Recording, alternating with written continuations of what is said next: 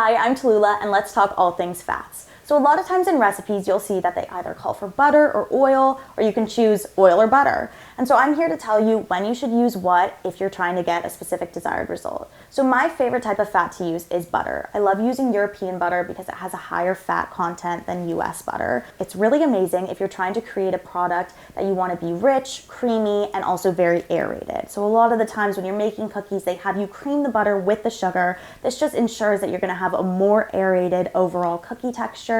Butter is also really great because since it has such a high water content, it produces a lot of steam in the oven. So when you're making croissants, you add butter, and why this is the case is it helps it rise. So when we're moving on to oils, they all have different smoking points. Even butter has a smoking point as well, which is about around 300 degrees. What this means is that if you cook above that, you risk burning it or creating a different smell and taste. So you really want to stick, based on the smoking point, to what that temperature is so you don't overdo it. Another oil I love to use is olive oil. The reason I love olive oil is because it's just a standard and you have it in your kitchen a lot and it's super easy to use. So you can make an olive oil cake or you can just add it in different things. It's about a 3/4 cup ratio to a 1 cup butter, so you can interchange it.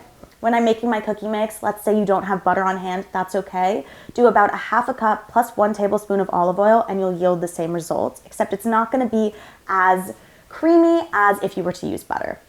Another oil I love to use is coconut oil.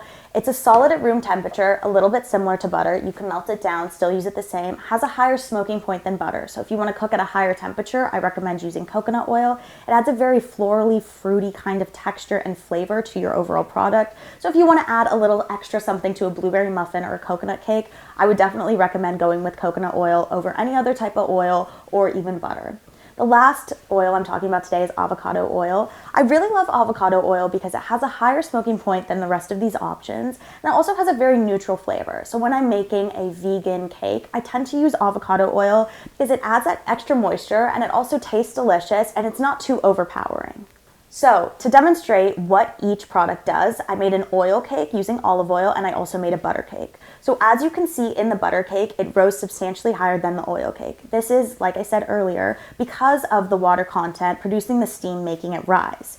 In the olive oil cake, it's a little denser. It's still very fluffy to the touch and has a lot of moisture, but it didn't rise as much. So if you're looking for something, when you bite into it, it has a very airy texture, I would definitely recommend going with butter. If you're looking for something that's denser but very moist, I would recommend using olive oil. So this is what the interior of the butter cake looks like. As you can see, it's very fluffy. It's pretty huge, but you can also see the air bubbles in it, which shows how it rose.